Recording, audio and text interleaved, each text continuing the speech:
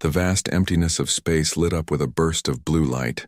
Where there was nothing before now hung a massive ship.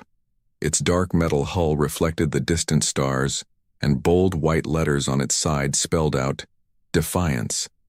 This was humanity's most advanced spaceship, and it had just arrived where no human had ever been before. Captain Alex Miller stood on the bridge, looking out at the unfamiliar stars through the main view screen. The tall, broad-shouldered leader ran a hand through short brown hair and took a deep breath. "Status report," Alex ordered, voice steady despite the tension in the air. First Officer Tom Reed checked the ship's computers. "The wormhole jump was successful, Captain. All systems are working. But," he paused, "we're not where we expected to be." The bridge crew of 20 people worked at their stations, faces lit by the glow of screens. They had trained for years for this mission, the first human attempt to use the experimental wormhole drive. They had expected to arrive in empty space. Instead, they found themselves in what looked like a busy part of the galaxy. "Captain, I'm picking up signals," said Communications Officer Mira Lee, her fingers moving quickly over her console. "Many signals? Different types? Definitely not natural." Alex walked to her station. "You mean?" "Yes, Captain," Mira said with wide eyes. "Alien communications, lots of them." The crew fell silent. Humanity had always wondered if they were alone in the universe. Now they had their answer. "Scan the area," Alex ordered. "I want to know what we're dealing with." "Science Officer Jack." Wilson worked his controls. "Captain, I'm detecting several artificial structures in this region and ships. Multiple ships of different sizes." On the main screen, the computer showed small dots moving in organized patterns. They were ships. Alien ships. "Are they headed toward us?" Alex asked. "No, Captain," Jack replied. "They seem to be following standard routes like traffic patterns." Alex nodded slowly. "So we've dropped right into the middle of somebody's territory." "Captain," Mira suddenly called out, 5 vessels have changed course. They're heading straight for us." The main screen zoomed in on 5 arrow-shaped ships moving in formation. They were smaller than the Defiance, but moved with purpose. "Defensive positions," Alex ordered calmly. "No aggressive moves. Let's see what they want." The crew rushed to their battle stations while trying to remain calm. This was first contact with alien life. Everything in human history would change after this moment. The alien ships approached and took positions around the Defiance, keeping their distance but clearly surrounding the human vessel. "They're scanning us," Jack reported. "Very thorough scans." "Let them," Alex said. "We have nothing to hide." Mira's console lit up. "Captain, they're sending some kind of signal." I think they're trying to talk to us." "Can you understand any of it?" Alex asked. Mira shook her head. "No, sir. The computer is analyzing it, but it's completely alien." "Send our first contact package," Alex ordered. "Universal math, basic chemistry, peaceful intentions." Minutes passed as the human ship and the alien vessels faced each other in the emptiness of space. The tension on the bridge grew with each passing second. "Captain," Mira said suddenly, "one of their ships is approaching closer." The lead alien ship, with a blue-green hull that seemed to shimmer like water, moved slowly toward the Defiance. "Hold position," Alex ordered. "Let's not spook them." The alien ship stopped a few hundred meters away. Then a beam of light shot out from it, hitting the hull of the Defiance. "What was that?" Alex demanded. "Not a weapon," Engineer Mark Gray reported from his station. "Some kind of advanced scanning technology. They're looking deeper into our ship." Suddenly, all the alien ships lit up with pulsing red lights. "Captain, they're powering weapons," shouted Security Chief Ben Stone. Alex leaned forward. "Are you sure?" "It might be." The lead alien ship fired a bright purple beam that struck the Defiance, shaking the entire vessel. Warning lights flashed across the bridge. "Shields holding at 92%, Mark reported. "Why did they attack?" Alex wondered aloud. "We didn't threaten them."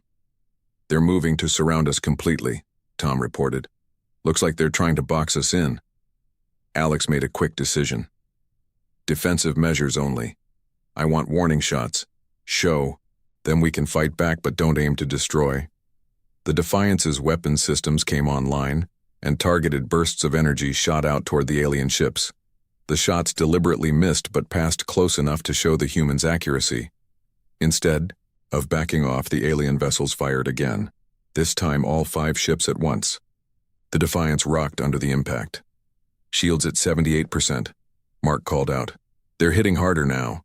"Return fire," Alex ordered grimly. "Target their weapon systems only." The Defiance fired back, and this time the shots hit their targets. 2 of the alien ships spun away, their weapons disabled. More alien signals flooded the communication system. "I think they're surprised," Mira said. "The pattern changed completely after we hit them. They didn't expect us to have this level of technology," Jack suggested. "They may have thought we were an easy target." The 3 remaining alien ships regrouped and began a more coordinated attack pattern. "Captain, more ships are coming," Tom warned. "At least 20 from the direction of that space station." Alex looked at the tactical display. They were outnumbered and in unknown territory. "We need to retreat," Alex decided. "Plot a course to that asteroid field. We'll hide there and figure out our next move." The Defiance turned sharply and accelerated, away from the alien fleet. Its engines glowed bright blue as it pushed to full speed. "They're pursuing, but they can't match our speed," Tom reported with a hint of pride. As the human ship raced toward the safety of the asteroids, the crew realized what had just happened. Humanity's first contact with alien life had turned into humanity's first space battle. "Why did they attack us?" Mira wondered. "I don't know," Alex said quietly. "But we just proved that one human ship can stand against several of theirs. And I have a feeling that's going to matter a lot in what comes next." The Defiance disappeared among the asteroids, leaving the alien fleet searching in confusion. The first battle was over, but the war had just begun. The Great Hall of the Galactic Council buzzed with nervous energy. Representatives from 17 different species sat in rising tiers around a central platform. Many wore ceremonial robes or distinctive markings of their rank. Some had scales, others fur, and a few glowed with inner light. Despite their differences, they all shared one emotion today: fear. High Counselor Wren, a tall being with silver skin and 4 arms, called the emergency meeting to order. The room fell silent. "We face an unprecedented situation," Wren announced, voice echoing through the chamber. "An unknown ship has appeared in Sector 7 and engaged with our patrol fleet." Displays around the room showed images of the human ship. The Defiance looked sleek and powerful against the blackness of space. "The patrol was defeated?" asked a small, furry representative from the back rows. Admiral Vrek stood up. He was from the Krull species, massive, with thick gray skin and a natural armor plate across his chest and shoulders. "The Krulls were known as the military leaders of the Council." "Not defeated," Vrek growled. "Our ships withdrew after the alien vessel showed unexpected capabilities." Murmurs spread through the hall. "Show them," Wren ordered, a 3-dimensional recording plate in the center of the chamber. It showed the battle from the perspective of the Tellan patrol ships. The Council members watched as the Defiance absorbed the first hits, returned fire with perfect accuracy, and then moved away at incredible speed. "One ship," Vrek said, pounding his fist on the railing. "One ship outmaneuvered 5 of our patrol vessels. Their weapons technology is advanced. Their defensive shields absorbed our initial attacks, and their speed—" He shook his massive head. "Nothing in our fleet can move like that." The Council erupted in worried conversations. Some representatives stood and shouted questions. Others huddled with their advisors. "Silence," Wren called, and the noise gradually died down. "We need facts, not panic." "Science Advisor Trell, what have we learned about these aliens?" A thin, blue-skinned being with enormous eyes stepped forward.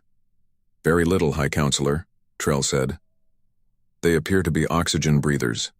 Their ship uses an energy source we cannot identify, and they appeared through what our sensors indicate was a temporary wormhole. Technology we have theorized but never achieved." More murmurs swept through the crowd. "Most concerning," Trell continued, "is that our universal translators could make no sense of their communications. Their thought patterns are unusual." Admiral Vrek stepped forward again. The meaning is clear. These are dangerous invaders with advanced technology.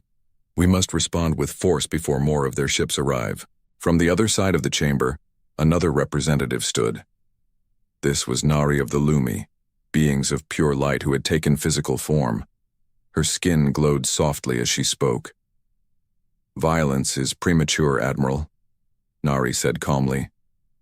"They fired only after our patrol attacked. They disabled rather than destroyed our ships. These are not the actions of invaders." "Then what are they?" Rek demanded. "Explorers, perhaps," Nari suggested.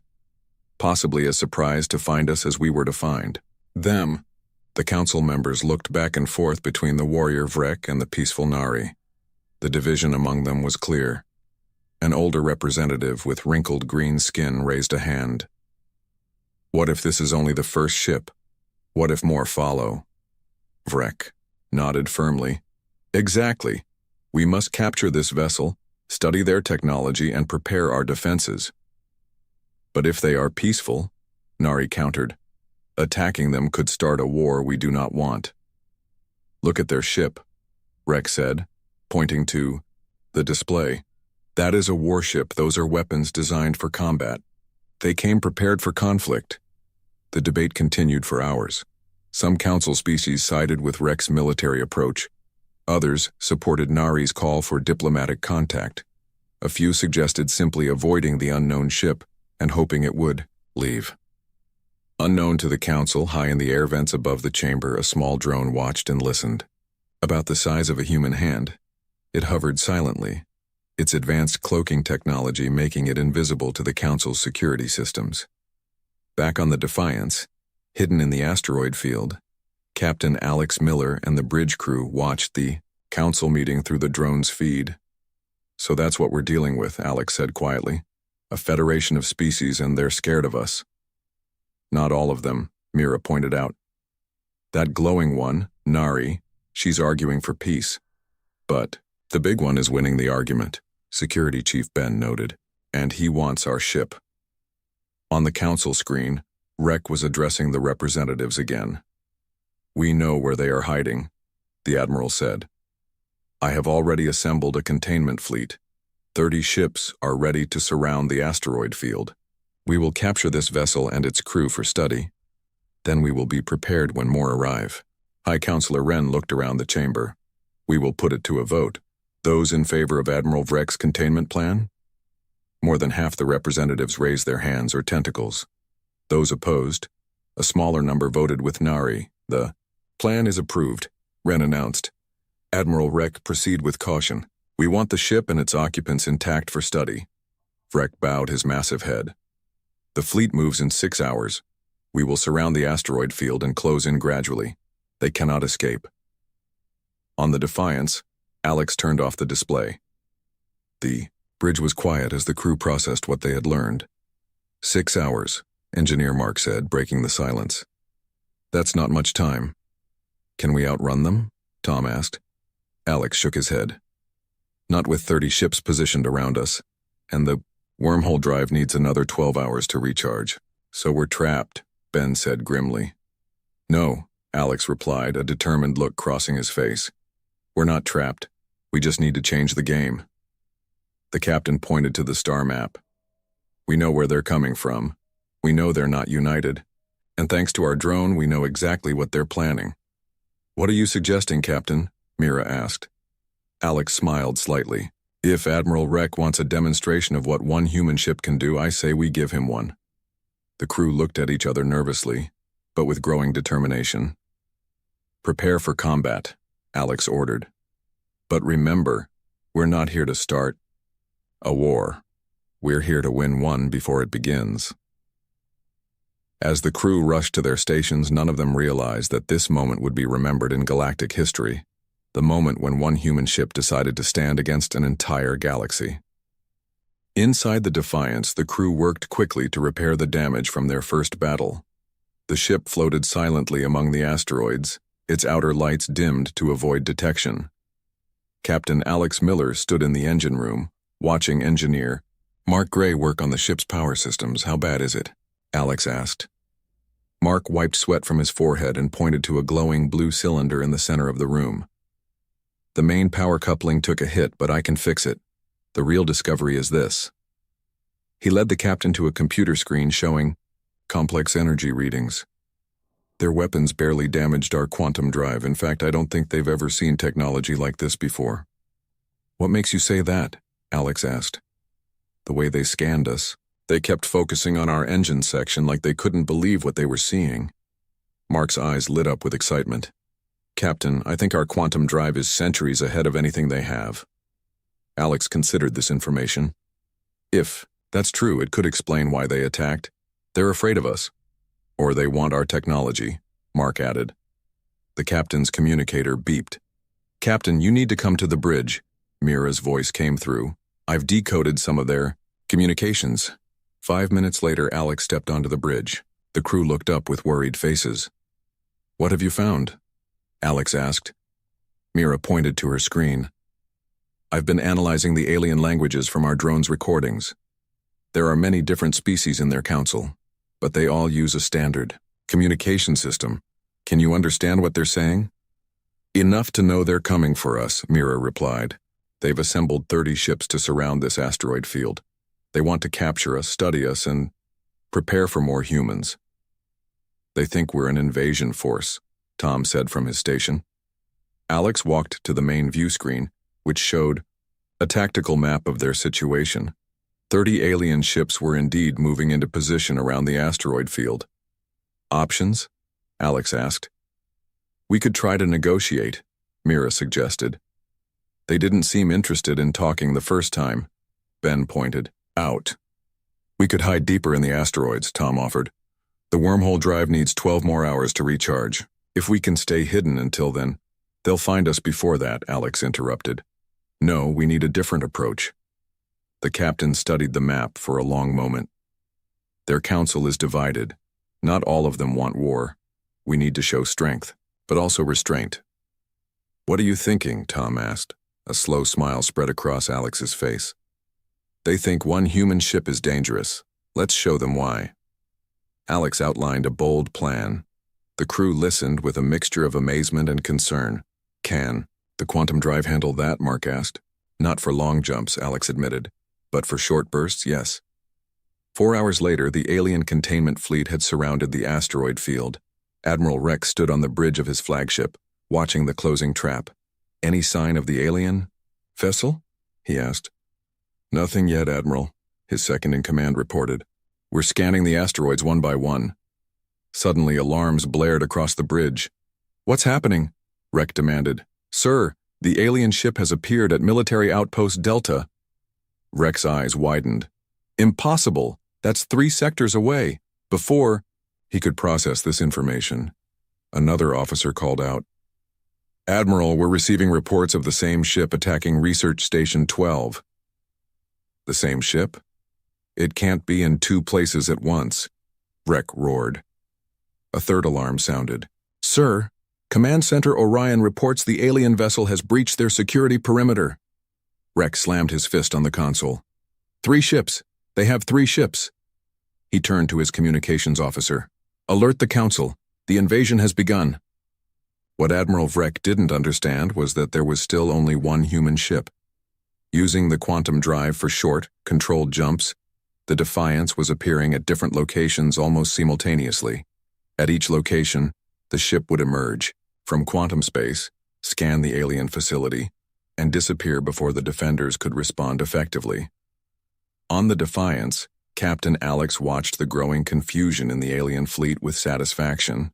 It's working, Alex said. They think we're multiple ships. The quantum drive is holding, Mark reported, but we can only make 2 more jumps before we need to let it cool down. 2 more should be enough, Alex decided. Next target, their main fleet command ship. The Defiance vanished from its hiding place and reappeared directly in front of Admiral Vrek's flagship. The massive alien vessel dwarfed the human ship, but the Defiance moved with incredible speed, circling the larger ship before its weapons could lock on. Scan complete, Jack announced. We've got detailed readings of their command structure and weapon systems. Send them our message, Alex ordered. Mira transmitted the carefully prepared message, a simple mathematical sequence that any advanced civilization would recognize as non-random, followed by images of peaceful human activities. It was basic but clear. We can fight if needed, but we prefer peace. Before the aliens could respond, the Defiance jumped away to its final target, the Council chamber itself. The ship appeared in orbit above the planet where the Council met, its presence sending the planet's defense systems into chaos. Message sent, Mira confirmed as they hovered above the stunned planet. Final jump in 3, 2, 1. The Defiance disappeared again, returning to a new hiding place far from the asteroid field. The crew cheered as they completed their mission. They had gathered critical intelligence about the Council's military capabilities, while demonstrating their own technological superiority. That should give them something to think about, Ben said with a grin. But their celebration was cut short when Mira called out from her station. "Captain, I'm picking up massive communications across the entire Council network." Her face paled as she listened. They've declared war on humanity." "What?" Alex moved to her station. "Admiral Vrek has convinced the Council that we're the advance force of a human invasion fleet," Mira explained. "He's calling for all Council forces to mobilize." The bridge fell silent as the crew realized what had happened. Their show of force, intended to prevent a conflict, had instead started a war. "They still think we're multiple ships," Tom said quietly. "And when they learn the truth," Alex replied, "that a single human ship could do all this." The captain didn't need to finish the thought. Everyone understood the implications. One human ship had just challenged an entire galaxy, and the galaxy had answered with war. The Defiance floated in the shadow of a dead moon, far from any known Council patrol routes. 10 days had passed since they had accidentally started a war with the galaxy. The crew was tired, but determined. They had survived 3 major battles against Council forces, each time escaping just before being overwhelmed. Captain Alex Miller sat alone in the quiet of the bridge, studying star maps when Tom entered. "You should get some rest, Captain," Tom said. "You've been up for 20 hours straight." Alex sighed. "How can I rest? We're trapped in unknown space, labeled as enemies by an entire galactic government, and Earth has no idea where we are. The wormhole drive is almost ready for a long jump," Tom offered. "We could go home, bring back reinforcements." Alex shook his head. "And lead them straight to Earth?" "No. We need to understand what we're dealing with first." The ship's alert system suddenly flashed to life. "Unknown vessel approaching," the computer announced, not matching any Council design. Alex and Tom rushed to their stations as the rest of the bridge crew quickly arrived. "On screen," Alex ordered. The view screen showed a sleek ship with an unusual spiral design. It was smaller than the Defiance and seemed to shimmer slightly, as if not fully visible to their sensors. "They're hailing us," Mira reported with surprise. "And they're using our communication frequency. How is that possible?" "Let's find out," Alex said. "Answer the hail." The screen changed to show an alien with pale blue skin and large expressive eyes. Unlike the Council species they had encountered, this being had a face almost human in its structure, though with delicate gill-like openings along its neck. "Greetings, humans of the Defiance," the alien said in perfect English. "I am Talo of the Vereen. We've been looking for you." The bridge crew exchanged shocked looks. "How do you know our language?" Alex asked cautiously. Talo smiled. "We have been monitoring Council communications. Their confusion about you has been entertaining. But you are in grave danger, and time is short. May we come aboard to speak?" "We come as friends." Alex considered for a moment. "How do we know we can trust you?" "You don't," Talo replied simply. "But consider this. If the Council finds you, they will never stop hunting you. We can offer another path." After a brief discussion with the senior officers, Alex agreed. Security teams met the Vereen shuttle in the docking bay. Talo was accompanied by 2 others of his kind, all unarmed. In the ship's conference room, the human officers sat across from the Vereen visitors. Tallow placed a small device on the table that projected a holographic map of the galaxy. First, you should understand your position, Tallow began. This is Council space. A large section of the galaxy lit up in blue. The Defiance appeared here. A small red dot blinked near the edge of the blue area. And this is Earth, your homeworld. Another dot appeared far outside Council territory. How do you know about Earth? Alex asked sharply. We know many things the Council does not, Tallow replied. The Vereen were once part of the Council long ago. We chose to leave. Why? Tom asked. Tallow's expression darkened. Because we discovered the truth. The Council is not what it appears to be. He touched the device again and the hologram changed to show complex networks of energy flowing between Council worlds. The Galactic Council was formed 10,000 years ago, Tallow explained.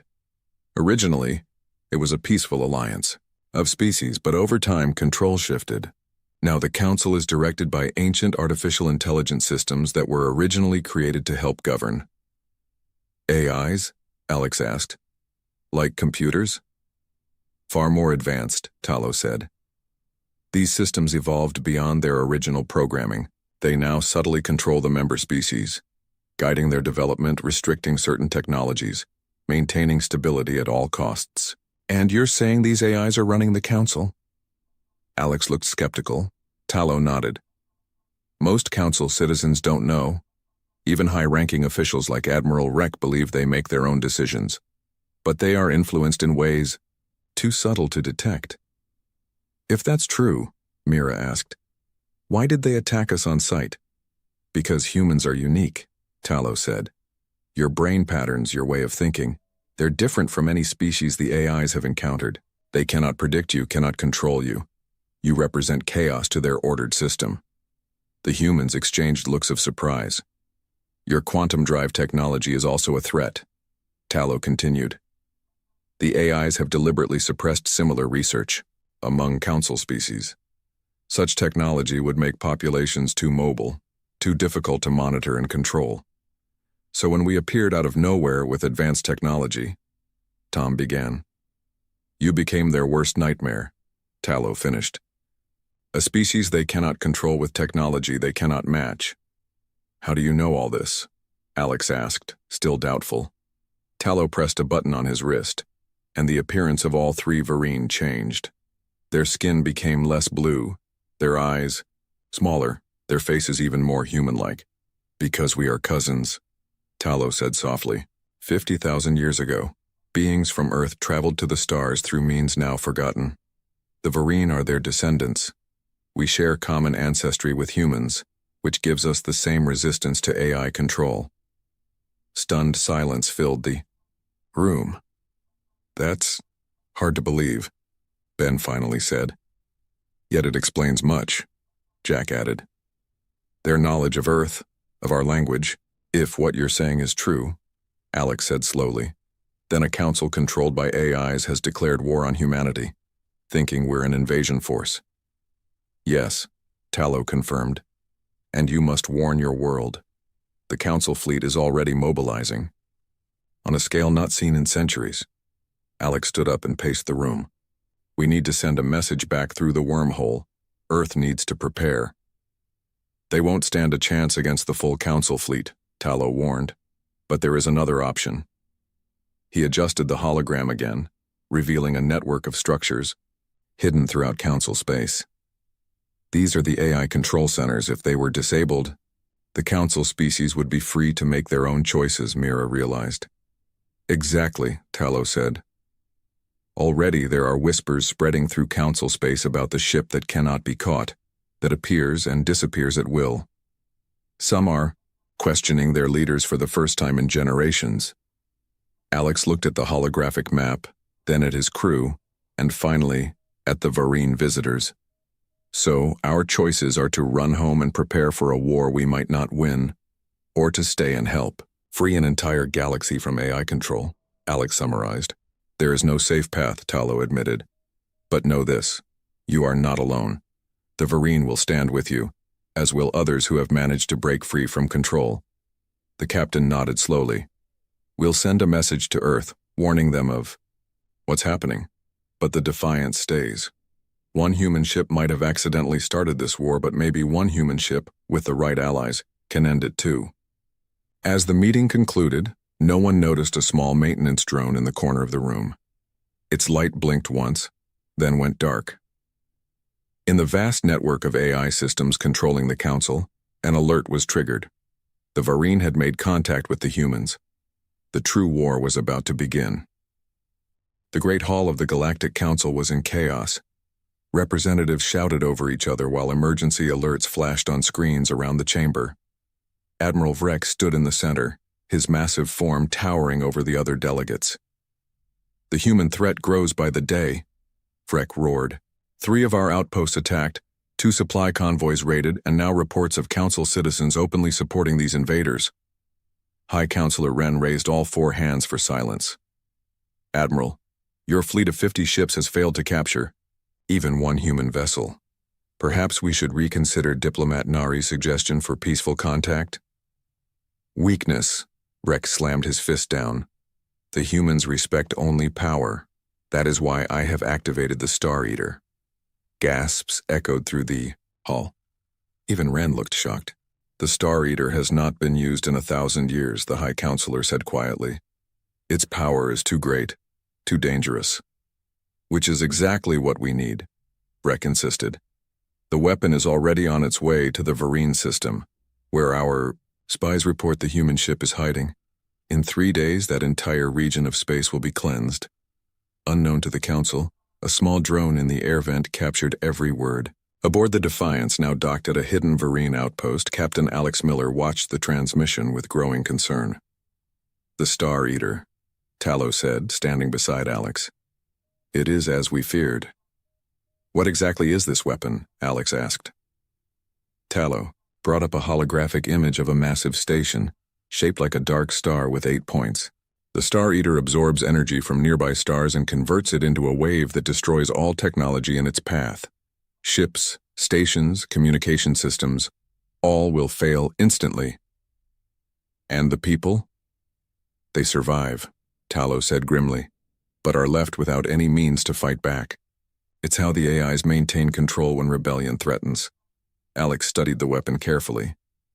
"There must be a weakness." "There is none known," Tallow replied. "Which is why we must evacuate. The Varine have ships hidden throughout this sector. We can help your crew escape before the weapon arrives." Alex shook his head. "Run and hide? That's not the human way." The captain turned to Engineer Mark. "Our quantum drive generates energy on a scale the Council hasn't seen before. Could we use that somehow?" Mark thought for a moment. "The drive works by folding space-time. If this Star Eater absorbs energy..." His eyes widened. "Yes, it might work, but we'd need to get very close to it." "Then that's what we'll do," Alex decided. "We'll take the fight directly to them." Over the next 2 days, the Defiance prepared for its most dangerous mission yet. The plan was simple but incredibly risky.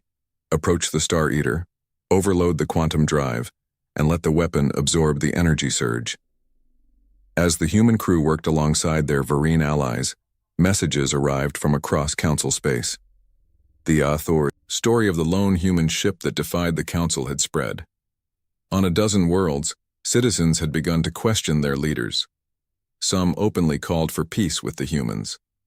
"It's working," Mira told Alex as they reviewed the latest reports.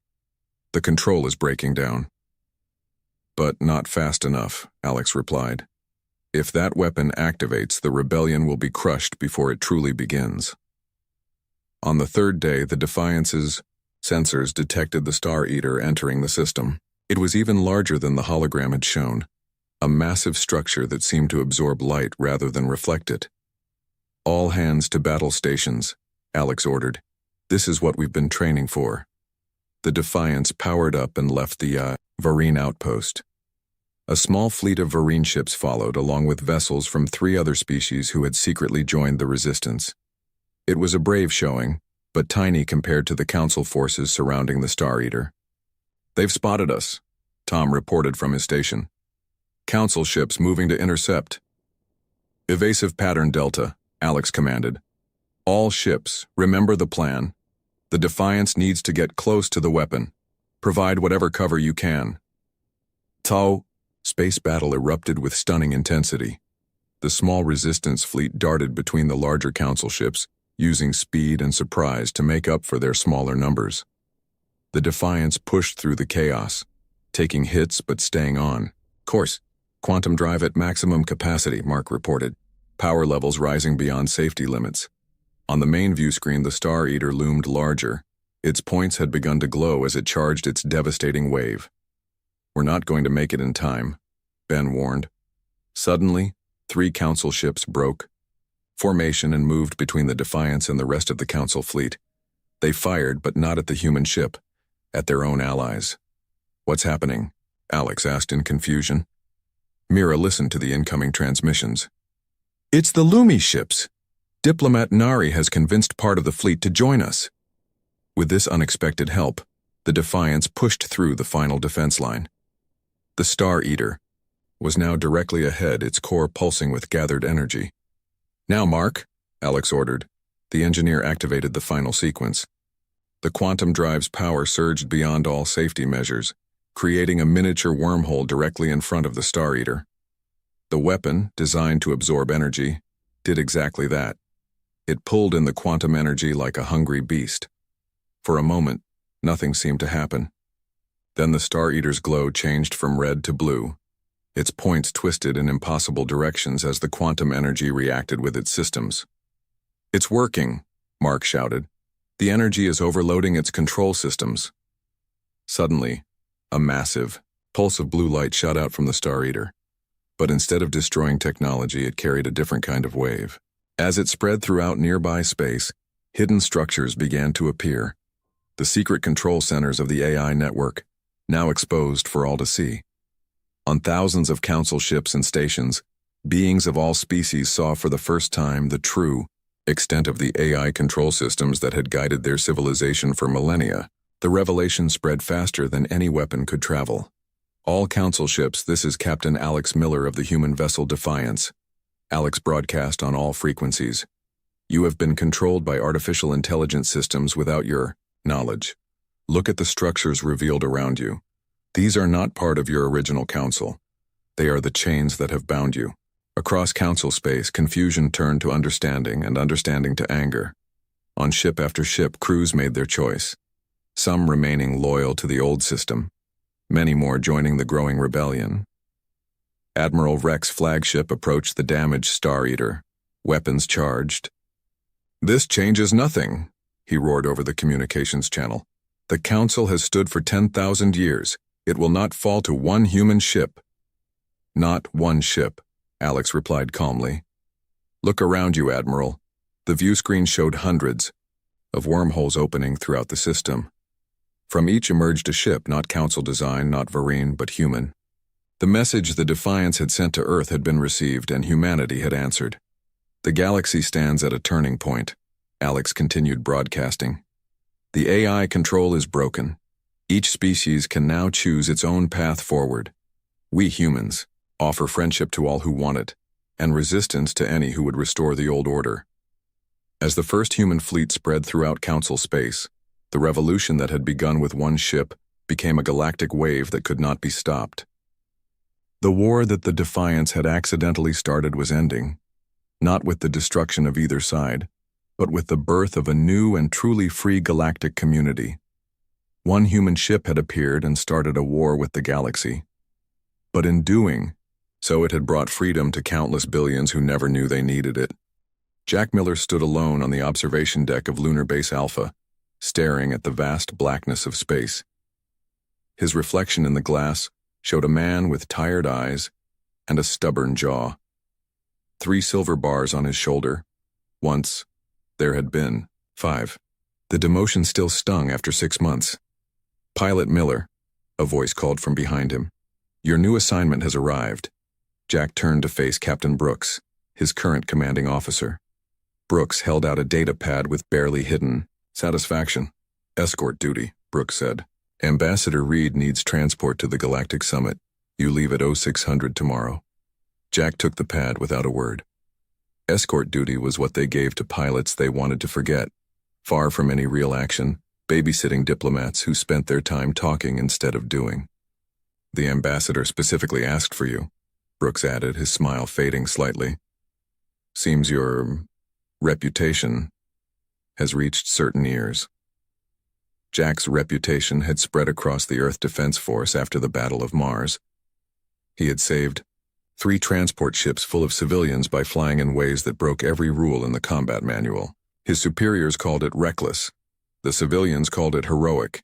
His commanding officers settled on demoted. What ship am I getting? Jack asked, scrolling through the assignment details. The Persistence. Jack looked up sharply. That's a Class 3 shuttle, not even a proper warship. Brooks shrugged. Budget cuts, besides it's just escort duty through friendly space.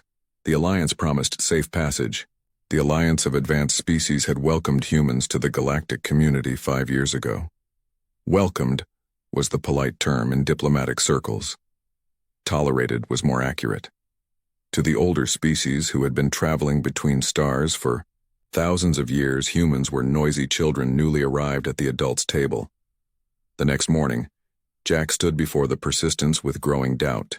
The ship was small, with an outdated hull design and visible patch repairs. Ambassador Reed, a tall woman with silver hair and perfect posture, waited beside it. Pilot Miller, she greeted him.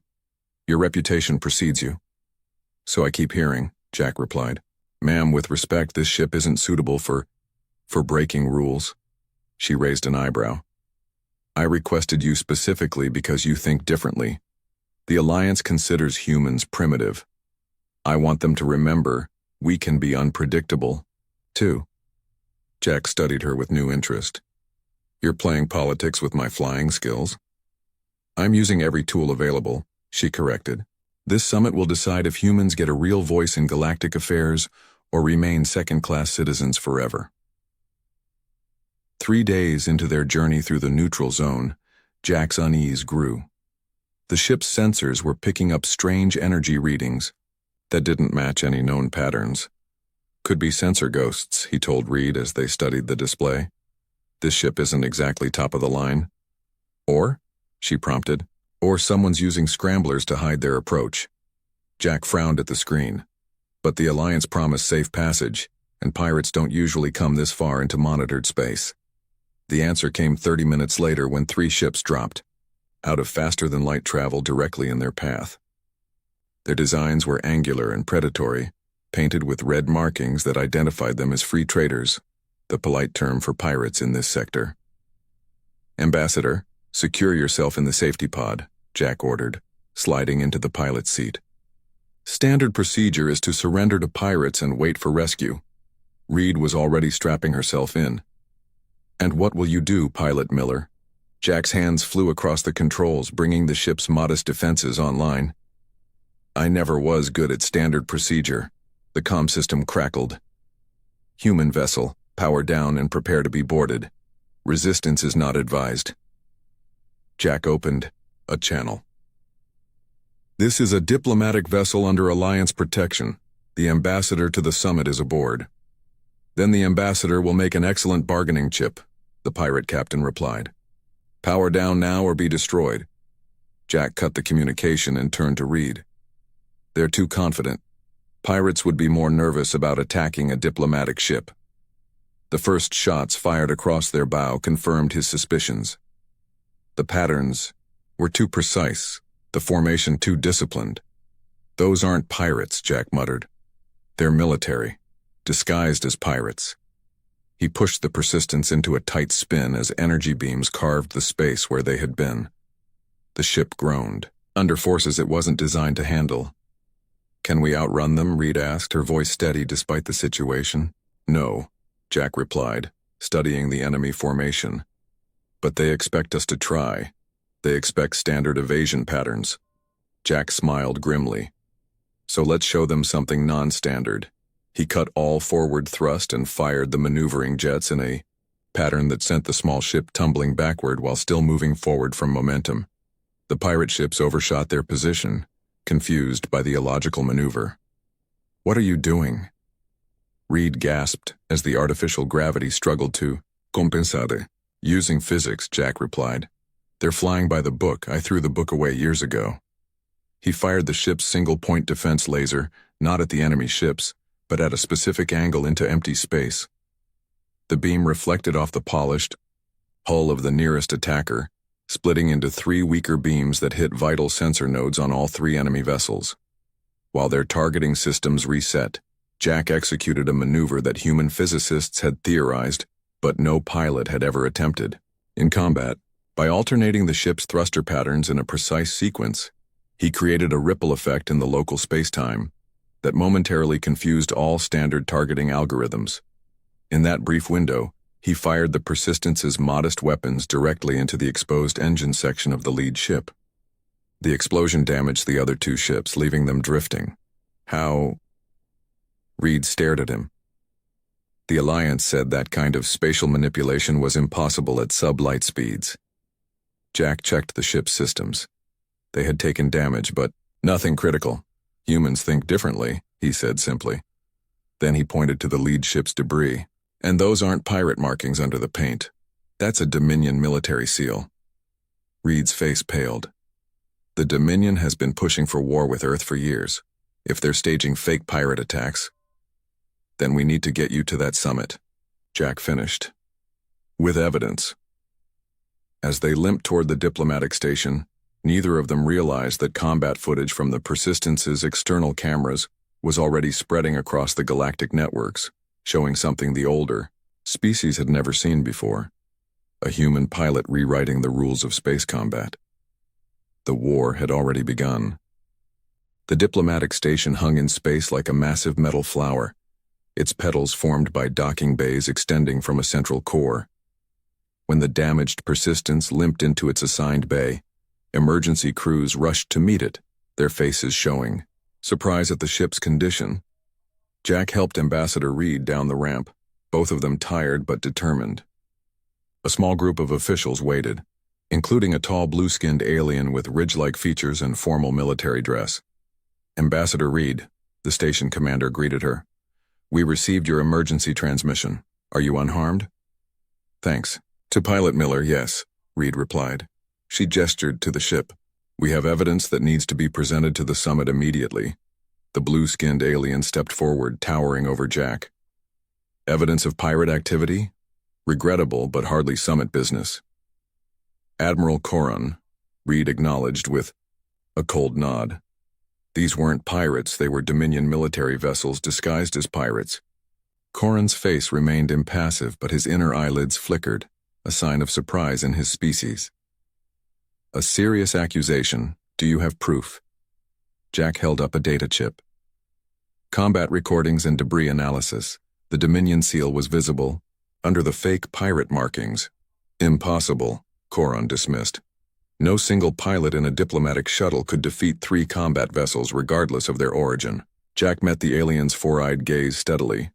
Then I guess impossible things happen sometimes. The emergency summit session buzzed with tension. Representatives from 27 species filled the chamber, their voices creating a storm of different languages that the translation system struggled to keep up with. On the main display, the combat footage from the Persistence played. Jack watched the recording with professional detachment, noting details he'd missed in the heat of battle. His spatial maneuver looked even stranger from outside. The ship seemed to flicker and distort as it moved in ways that defied conventional physics.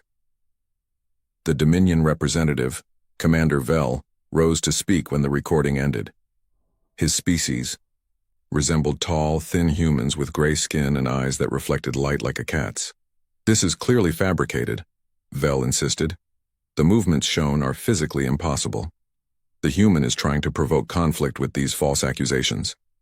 I can assure you the footage is authentic, Reed countered, and the maneuvers, while unusual, are quite possible, just not according to your combat doctrines. Admiral Coron studied the replay with narrowed eyes.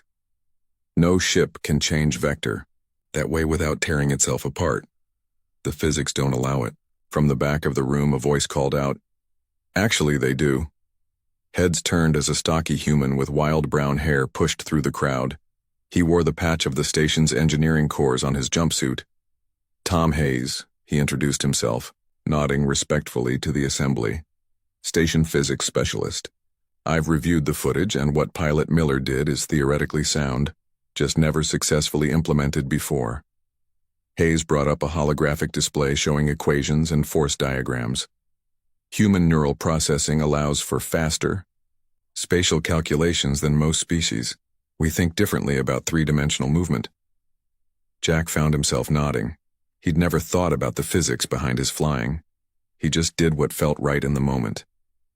Even if this is true, Commander Vell interjected, it proves nothing about the identity of the attackers. Except for this, Ambassador Reed said, and nodded to a technician.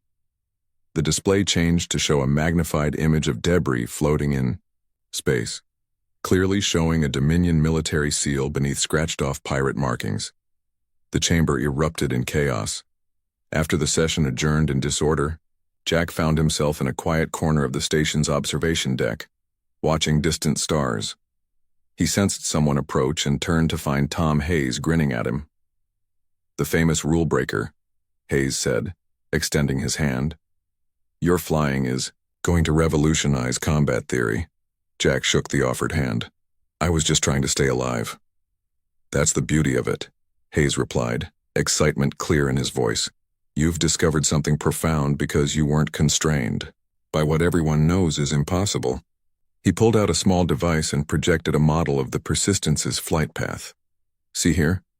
You created a localized distortion in space-time that the targeting systems couldn't predict. The Alliance races can't do that because their neural pathways process spatial relationships differently." "You're saying humans are special?" Jack asked skeptically. "I'm saying we're different," Hayes corrected. "Not better, just we see patterns others don't and miss patterns they see." A shadow fell across them. Admiral Coran had approached silently, his expression unreadable. "Your maneuver was unexpected," the Admiral admitted reluctantly. "In 300 years of combat experience, I have never seen such an approach." Jack wasn't sure if that was a compliment. "Necessity breeds innovation." Perhaps. Coran's inner eyelids flickered again. "But innovation can be dangerous, especially when it spreads." He handed Jack a tablet showing feeds from across galactic networks. Jack's combat footage had leaked and gone viral. Discussions, analyses, and attempts to replicate his maneuvers were happening everywhere. "Human pilots across 3 sectors are already attempting to reproduce your techniques," Coran said gravely. "The Dominion sees this as a military threat." Before Jack could respond, alarms blared throughout the station. The emergency communication system activated. "Attention all personnel," the station commander's voice announced. "We have received reports of Dominion fleet movements near human colonies. They are calling it a preventative security operation. All representatives please return to the summit chamber immediately." Tom Hayes' face paled. "They're afraid of what you've shown is possible." "Because of one pilot?" Jack asked in disbelief. "Admiral," Coran's expression was grim. "Because of what one pilot represents. A new way of fighting that their defenses aren't prepared for." He turned to leave, then paused. "In my experience, fear is the most common reason for starting wars." As they hurried back to the summit chamber, Jack saw his combat footage playing on screens throughout the station. What had been a desperate fight for survival was now something else. A symbol, a challenge to the established order of space. Combat. On one screen, a Dominion official was speaking. "These human combat techniques represent an unacceptable security risk to established galactic peace. We must act decisively to contain this threat before it spreads." Jack felt the weight of responsibility settle on his shoulders. He had only been trying to survive, to complete his mission. Now, without intending to, he had provided the spark that might ignite a galactic war. And somewhere in the back of his mind, a voice whispered that perhaps this confrontation had been inevitable from the moment humans reached for the stars. The summit chamber had transformed from a place of diplomatic discussion to a war room in less than 6 hours. Emergency lights cast harsh shadows across worried faces as representatives argued loudly. At the center of the chamber, a holographic display showed Dominion warships moving toward human settlements near the border regions. Jack stood beside Ambassador Reed, watching the chaos unfold. The Dominion's representative, Commander Vell, had conveniently disappeared before the emergency session began. "They're calling it a security operation," Reed said, her voice tight with anger. 23 ships against farming colonies with no military presence. Admiral Coron approached them, his blue skin looking almost gray under the emergency lighting. "The Dominion Council claims they are neutralizing a strategic threat." He looked directly at Jack. "You? That's absurd," Tom Hayes protested, joining the group. "They're attacking civilians because of one pilot's defensive maneuver?" "Not the maneuver itself," Coron corrected. "What it represents. The footage of your battle has been viewed by millions across the galaxy. Human pilots everywhere are experimenting with new techniques based on your approach." Jack felt a cold weight in his stomach. "I didn't ask for any of this." "Few who change history ever do," Coron replied. The main display shifted to show a transmission from Earth Defense Headquarters. The stern face of Admiral Chen filled the screen. "The Dominion has declared all human vessels to be potential military threats," Chen reported. "They've given us an ultimatum. Ground our entire fleet or face open conflict." Reed stepped forward. "Admiral, we have evidence that the Dominion staged the attack on our diplomatic shuttle. They're creating a pretext for war." "We've seen the evidence," Chen confirmed. "But grounding our fleet would leave Earth defenseless. The Security Council has rejected their demands." The transmission ended, leaving the chamber in stunned silence. "So it begins," Coron said quietly. 3 days later, Jack found himself in a hastily repurposed laboratory on the diplomatic station. Tom Hayes had converted the space into a tactical simulation center with screens showing combat data from the increasing skirmishes between human and Dominion forces. "The problem," Hayes explained to Jack and Admiral Coron, "is that your maneuver only works once. The Dominion is already adapting their targeting systems." Jack nodded grimly. Reports from the front lines confirmed it. The trick that had saved the Persistence wouldn't work again. The Dominion ships were now programmed to predict the spatial distortion effect. "But that's just one technique," Jack said. "If humans really do process spatial relationships differently, there must be other approaches." Coron, who had surprisingly offered his expertise to the humans, manipulated the holographic display. Traditional combat doctrine is based on power and position. Bigger ships, better position, more firepower. That's been the way of space warfare for 1,000 years. "But we don't have bigger ships," Jack pointed out. "No," Hayes agreed with a growing smile. "But what if we use our different way of seeing space to change how small ships work together?"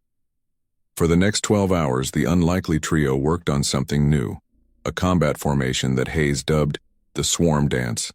It utilized multiple, smaller vessels moving in patterns that created confusion in standard targeting systems. "It's like a flock of birds," Jack explained as they ran simulations. "Each individual follows simple rules, but the group creates complex patterns that are hard to predict."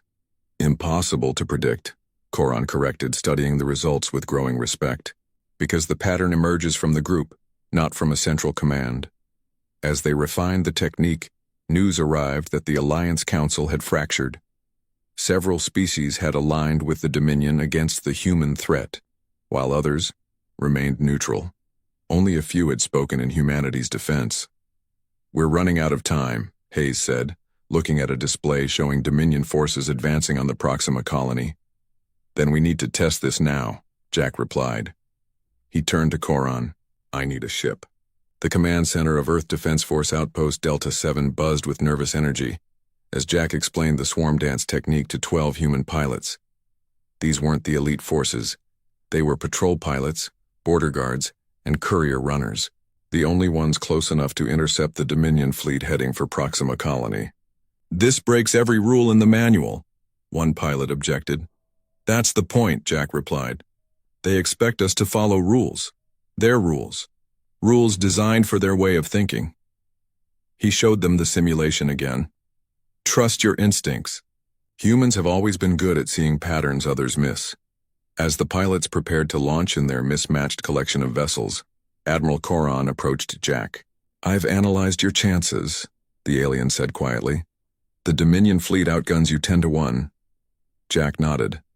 "I know. Yet you still go. Those colonists have no other defense," Jack said simply. Something changed in Coron's four-eyed gaze. A new respect, perhaps even understanding. "Then I will join you." Jack blinked in surprise. "You're an Alliance admiral. If you fight against the Dominion—" "I am sworn to protect peace," Coron replied. "Sometimes that requires taking sides." The battle at Proxima's orbital approach became the stuff of legends. 13 small ships against a Dominion battle group should have been a massacre. Instead, it became the first demonstration of the swarm dance.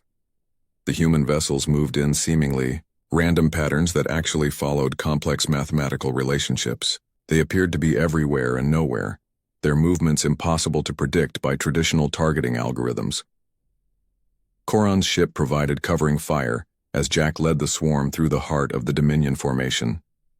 The enemy vessels, accustomed to fighting in orderly patterns, found themselves firing at empty space as the humans danced between their shots.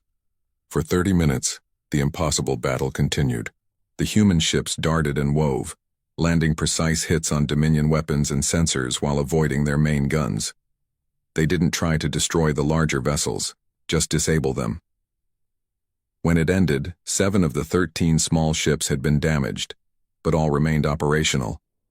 The Dominion fleet, though largely intact, was in disarray. Their formation had collapsed, and 3 of their main vessels had lost weapons capability. As the Dominion ships retreated, communications channels across the galaxy lit up with the news. A handful of small ships had forced a major Dominion battle group to withdraw. More importantly, the battle footage showed something that shocked military strategists throughout the galaxy. Humans weren't fighting to destroy. They had deliberately targeted weapons and sensors while avoiding life support and crew quarters. "You could have destroyed their command ship," Coron noted as they watched the Dominion retreat. "Why didn't you?" Jack looked at the alien who had become an unexpected ally. "Because this isn't about destroying enemies. It's about showing there's another way to fight, and another way to end fights." As they returned to the outpost, news arrived that human colonies across 3 sectors were reporting Dominion ships withdrawing from orbit. The immediate threat had passed, but something more significant had changed. The galaxy now knew that humans didn't just fight differently.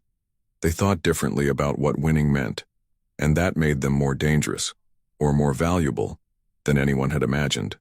The war had escalated, but so had the stakes, and Jack Miller, once a demoted pilot on escort duty, had become the face of a revolution in space combat that could change the balance of power forever. The name Rule Breaker followed Jack Miller everywhere now. It was whispered in the corridors of the diplomatic station, flashed across information networks throughout human space, and spoken with either fear or admiration in alien councils. 2 weeks after the battle at Proxima, humanity found itself in an unexpected position, respected and feared in equal measure. Jack hated it. "I didn't ask to be a symbol," he told Tom Hayes as they worked in their makeshift tactical lab. The space had grown since their first days, with additional screens and simulation equipment provided by Earth Defense Command. "Symbols rarely volunteer for the job," Hayes replied, manipulating a holographic display showing the latest Dominion fleet movements. "But the swarm dance technique has given our colonies a fighting chance." Jack nodded reluctantly. Reports from across human space confirmed that smaller defense forces using the new tactics could hold their own against numerically superior Dominion fleets. For the first time since the conflict began, humanity wasn't just running and hiding. Admiral Coron entered the lab, his blue face showing signs of fatigue. As the only Alliance admiral to openly side with humans, he'd been officially censured by his government but allowed to remain as an observer, a thin excuse that let him continue helping without his species officially taking sides. "They're adapting," Coron announced without preamble, transferring data to the main display. "The Dominion has developed specialized countermeasures for the swarm dance." The screen showed footage from a recent battle near Europa Station. Human ships moved in the now familiar swarm pattern, But Dominion vessels released clouds of micro-drones that created a targeting mesh, predicting movement corridors, and forcing the human ships into predictable evasion patterns. 3 human defense ships lost, Coron reported grimly. The Dominion is learning. Jack studied the footage closely. Then we need to learn faster. For days, the 3 worked on developing new tactics.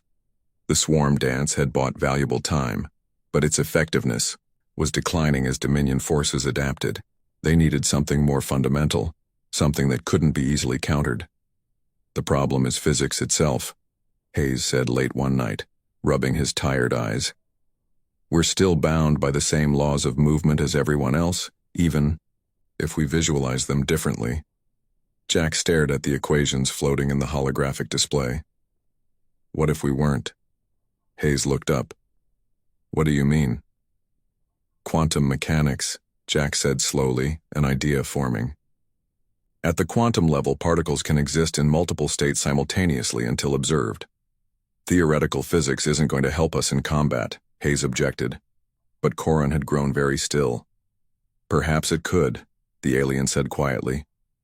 There are rumors of experimental Dominion technology based on quantum uncertainty principles. Jack leaned forward. What kind of technology? Nothing proven, Coron cautioned. But there are reports of ships appearing to be in 2 places at once, confusing sensor systems. Hayes's eyes widened. Quantum superposition applied to macroscopic objects? That should be impossible. Many things should be impossible, Jack replied with a hint of a smile, until someone does them anyway. For the next 3 days they worked on a concept Hayes dubbed the quantum shadow, a technique that used specialized field generators to create a temporary quantum uncertainty field around a ship. The field wouldn't make the ship truly exist in multiple locations, but it would create enough sensor confusion to make targeting systems uncertain about the ship's exact position. It's not true quantum superposition, Hayes explained to the pilot selected to test the technique. But it creates a similar effect for a few crucial seconds, long enough to evade targeting or land a precise hit. And it requires human spatial intuition, Jack added. The pilot has to navigate based on feeling rather than instruments while the field is active. Most non-human species can't process the spatial disorientation. The pilots looked skeptical, but the growing casualty reports from across human space silenced most objections.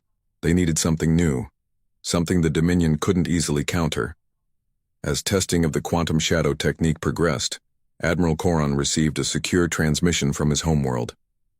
Jack found the Admiral in his quarters afterward, studying ancient-looking symbols on a datapad. Bad news? Jack asked. Coron seemed lost in thought. Perhaps illuminating news. He gestured for Jack to sit. My government has granted me access to historical archives not shared with humans before. They're still helping us? I thought your species was officially neutral. Some truths transcend current politics, Coron replied. These records suggest humans aren't the first species to demonstrate your unconventional approach to space. Physics. Jack leaned forward. There were others? Coron nodded. A species called the predecessors, who vanished from galactic records about 15,000 years ago. There are fragmentary accounts of them using combat techniques that defied conventional understanding of space-time relationships. What happened to them? Coron's inner eyelids flickered, a sign of discomfort. The records are unclear. There was conflict with ancient power structures, then nothing. They simply disappear from history. A chill ran down Jack's spine. You think the same could happen to humans? I think, Coron said carefully, that those who challenge established ways of understanding the universe often face resistance, sometimes violent resistance. Before Jack could respond, an alarm blared throughout the station. The tactical display in Coron's quarters activated automatically, showing a massive Dominion fleet dropping out of faster-than-light travel near Proxima Colony. They're back, Jack said, already moving toward the door, and in much greater numbers. The battle for Proxima Colony would later be called the turning point of the conflict. 23 human ships equipped with prototype quantum shadow generators faced a Dominion battle group of over 70 vessels. On paper, it was a hopeless mismatch. But for the first crucial minutes, the new technique worked perfectly. Human ships flickered in and out of sensor certainty, appearing to be in multiple locations at once. Dominion targeting systems failed to get clear locks, while the human pilots, navigating by instinct during the quantum uncertainty, landed precise hits on key systems. Jack led the defense from the newly commissioned ship Defiance, coordinating the human response while demonstrating the effectiveness of the quantum shadow firsthand. For 20 minutes, victory seemed possible. Then the Dominion adapted again. They switched to wide dispersal weapons that didn't require precise targeting, filling space with so much destructive energy that exact location became irrelevant. The quantum uncertainty field provided no protection against this brute force approach. Fall back to secondary positions, Jack ordered as the first human ships began to report critical damage. Proximity formation, focus fire on their command vessels. But it was too late for a coordinated response. The human squadron was scattered, their formation broken by the Dominion's overwhelming firepower. Jack watched in horror as ship after ship reported critical failures or went silent entirely. The Defiance shuddered as a direct hit overloaded its shields. Warning lights flashed across the bridge as systems failed. Quantum generator offline, the tactical officer reported. We're visible to all targeting systems. Jack made a split-second decision. All power to engines. Get us between the Dominion fleet and the colony.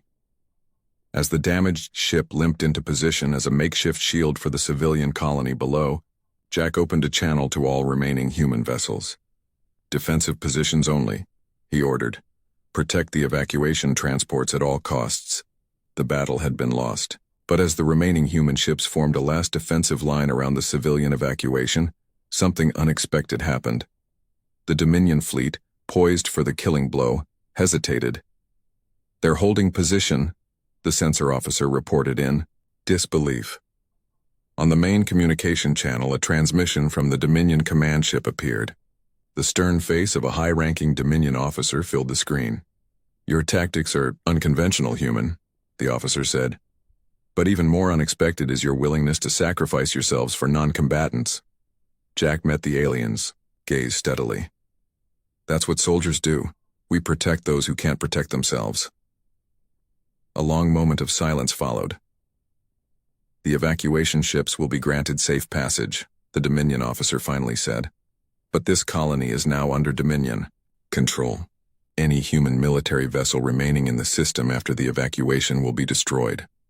As the transmission ended, Jack slumped in his command chair. They had lost the battle in the colony, but the civilians would survive, and perhaps more. Importantly, something had changed in how the Dominion saw humanity. It wasn't just human combat tactics that were unexpected, it was human values. As the Defiance limped away from Proxima with the last evacuation ships, Jack knew that innovation alone wouldn't win this war. The Dominion would always adapt to new tactics eventually. They needed something more fundamental, something that would change the nature of the conflict itself. They needed to understand why the Dominion truly feared humanity's different way of thinking. The emergency council chamber aboard the Earth Alliance flagship Determination hummed with tense voices. 3 months had passed since the battle at Proxima Colony. The war had settled into a grinding stalemate. Humans continued to develop innovative tactics, and the Dominion continued to adapt. Neither side could gain a decisive advantage, but the human colonies were paying the heaviest price. Jack stood at the viewport, staring at the distant stars while Admiral Coron and Tom Hayes argued with Earth's military leadership. Dark circles marked Jack's eyes. He hadn't slept properly since Proxima. Every time he closed his eyes, he saw the ships lost under his command. The quantum shadow technique isn't enough, General Ward was saying. We need something more decisive. More destructive, you mean? Hayes countered. We've been down that path. The Dominion simply escalates in response. Jack turned from the viewport. Why do they fear us so much? That's the question we should be asking. The room fell silent as all eyes turned to him. They attacked us first, General Ward reminded him. They disguised their ships as pirates and tried to destroy a diplomatic vessel. But why? Jack pressed. What made them so afraid of humans that they risked galactic war to contain us? Admiral Coron stepped forward, holding the ancient datapad he had been studying for weeks. I believe I may have found an answer. He placed the pad on the central display table and holographic symbols filled the air above it, text in a language no human had seen before. These are records from the predecessor civilization I mentioned, Coron explained. My government granted full access to the archives after Proxima. What we found is troubling. The symbols shifted, forming patterns that the translation system struggled to convert. The predecessors were feared because they were what the ancient texts call pattern breakers, Coron continued. Beings who could perceive relationships in space-time that other species could not. The ancient powers feared this ability because it represented unpredictability. Like humanity's spatial intuition, Hayes said quietly. Coron nodded. There's more. The texts speak of a prophecy that pattern breakers would one day return and either bring chaos to the galaxy or usher in a new age of understanding. The Dominion leadership believes humans are these returning pattern breakers.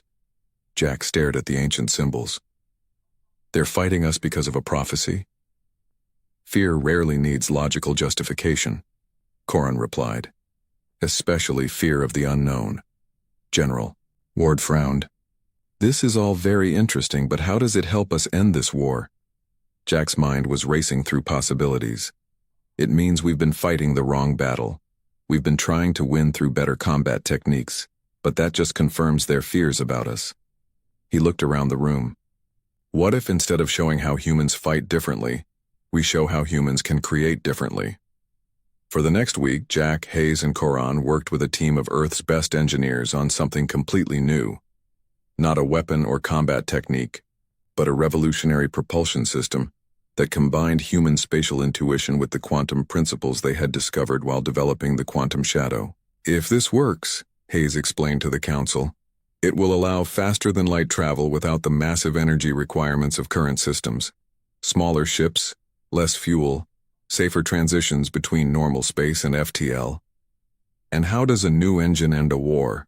General Ward asked skeptically. Because we're going to give it away, Jack said simply. The silence that followed was profound. Give away our most advanced technology? To the enemy? Ward finally spluttered. Jack nodded. To everyone, the Dominion, the Alliance, Independent, worlds. Everyone gets the same technology, the same advantages. That's unprecedented, one of the council members said. Exactly, Jack replied. That's the point. We show them that pattern breakers don't have to bring chaos. We can bring progress if they'll let us. The test of the new propulsion system was scheduled to take place in neutral space, with observers from all major galactic powers invited to witness it. As preparations continued, long-range sensors detected a massive Dominion fleet approaching. The test site. They're not here to observe, General Ward warned. They're here to destroy the prototype before we can demonstrate it. Jack studied the tactical display. The human defensive fleet was outnumbered 3-1. Then we need to show them something else first. He turned to Coron. I need your help, and I need the Defiance ready to launch in 1 hour. The Defiance, repaired and upgraded since Proxima, moved ahead of the human defensive line as the Dominion fleet approached. Behind it, the prototype ship with the new drive system remained on standby, its revolutionary engine humming with potential. Dominion command vessel is hailing us, the communications officer reported. On screen, Jack ordered. The face of Commander Vell, the Dominion representative who had disappeared from the diplomatic station months ago, appeared on the main display. This demonstration will not proceed, Vell stated flatly. The pattern breaker. Technology must be contained. Jack met his gaze calmly. You've been fighting us because you think we'll bring chaos to the established order. What if you're wrong? The prophecy? Prophecies can be interpreted many ways, Jack interrupted. The text speaks of pattern breakers bringing either chaos or understanding. Which outcome happens depends not just on us but on how you choose to respond to us. Vel's expression remained cold. Words will not deter us. The prototype will be destroyed. Jack nodded as if expecting this answer. Then perhaps a demonstration of a different kind will. He cut the transmission and turned to his tactical officer. Activate the quantum shadow. The Defiance's experimental system powered up, creating the now familiar quantum uncertainty field around the ship. But instead of using it to evade or attack, Jack ordered the ship directly toward the heart of the Dominion fleet. "Sir?" the helm officer questioned. "Trust me," Jack said, "and signal Admiral Coron. Execute Phase 2. As the Defiance approached the Dominion formation, something unexpected happened. The quantum field expanded, encompassing not just the human ship, but the nearest Dominion vessels as well. On all ships, sensors fluctuated wildly as the boundaries between them seemed to blur. "What is happening?" Vel demanded over an open channel, his voice betraying fear for the first time.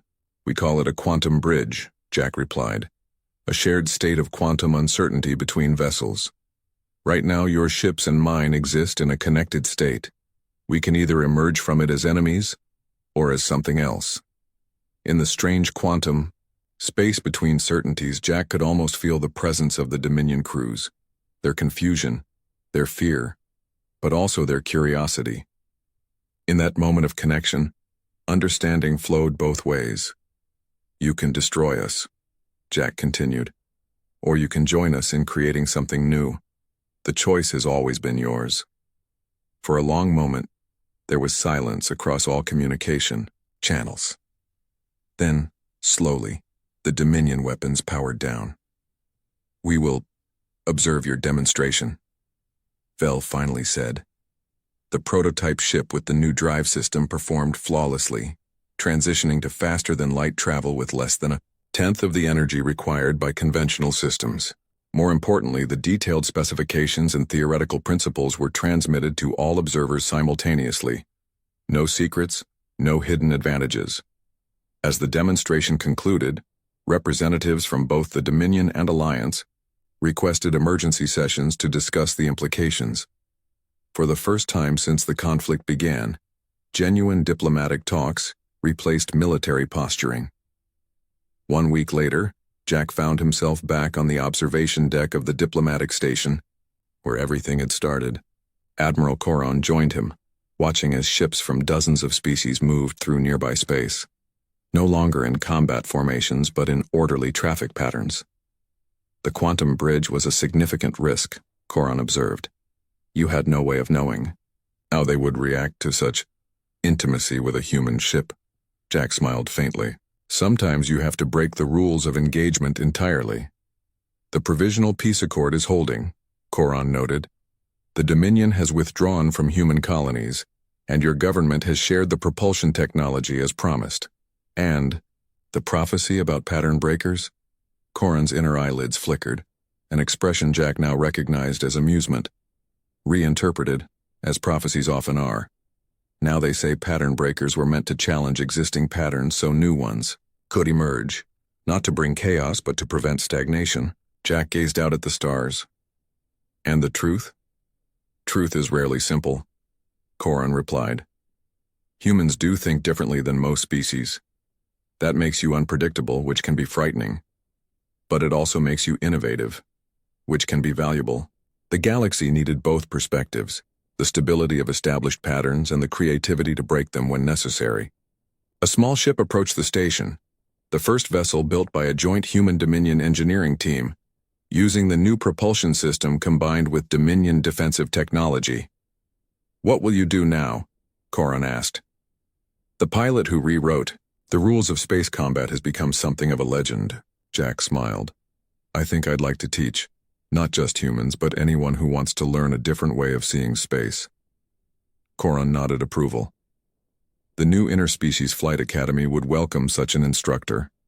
As they watched the joint-designed ship dock smoothly with the station, Jack thought about how a desperate maneuver to save one small diplomatic vessel had cascaded into a war and then into an unexpected peace.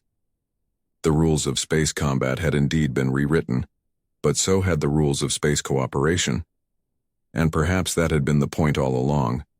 Not to win through destruction, but to show that seeing the universe differently didn't have to be a threat.